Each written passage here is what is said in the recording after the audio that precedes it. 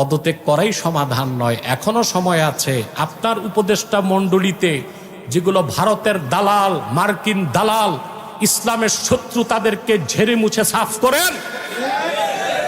নতুন উপদেষ্টা মণ্ডলী গঠন করে নীতি নির্ধারণ করুন, যেখানে স্টেক হোল্ডার হিসেবে ইসলামপন্থীরা থাকবে, জাতীয়তাবাদীরা থাকবে, অন্যান্য বিভিন্ন রাজনৈতিক দলের প্রতিনিধিত্বমূলক একটি নতুন উপদেষ্টা পরিষদ গঠন করুন।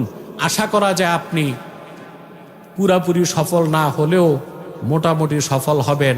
মাঝ আকাশে প্লেন উড়ায়া পাইলট প্যারাশুট দিয়া নামার যে চেষ্টা, আপনার রাষ্ট্র পরিচালনায় ওই চেষ্টাটা দরকার হবে না। কারণ কি? কেউ কাউকে সহযোগিতা করতেছে না। এখন বাংলাদেশে এক দলের বিরুদ্ধে। জামাত বিএনপিতে দ্বন্দ্ব, বিএনপি এনসিপিতে দ্বন্দ্ব। 1400 মানুষ কি জীবন দিছে এগুলো দেখতে?